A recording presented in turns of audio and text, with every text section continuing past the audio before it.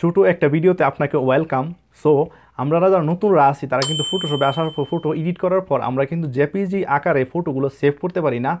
তো এই কারণে কিন্তু অনেক প্রবলেম হয়ে থাকে। তাও আমি বেসিকভাবে কীভাবে জেপিজি আকারে ফটোটা সেভ করা যায় সেই জিনিসটা এই ভিডিওটির মাধ্যমে আমি শেয়ার করব। তাহলে চলুন কম্পিউটার স্ক্রিনে যাওয়া যাক।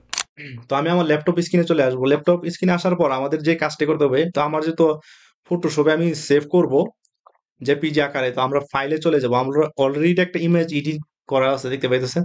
ফাইলে ক্লিক করব। ফাইলে ক্লিক করার পর অনেকগুলো অপশন আসবে। অপশন আসার পর আপনারা দেখতে পাইতেছেন এক্সপোর্ট, এটাতে আপনারা ক্লিক করব। তারপর এটাতে ক্লিক করার পর আমরা এক্সপোর্ট অ্যাস, এটাতে আমরা ক্লিক করব। তো ক্লিক করার পর আমাদের একটা অপশন চলে আসবে অলরেডি।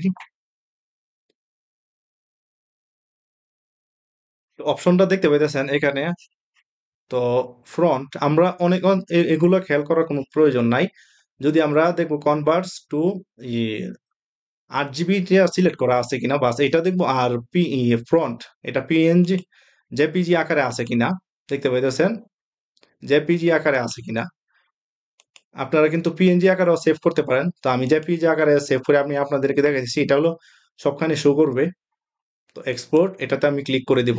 তো আমাদেরকে বলতেছে যে এখন আপনি কোথায় সেভ করতে চাইতেছেন। তো আমি আমার এই ড্রাইভে সেভ করব। তো আমি এই ড্রাইভে সেভ করতেছি। এখানে দেখতে পাইতেছেন সব নাম টাম সব ঠিকঠাক আছে। সেভ এ বাস ক্লিক করবেন।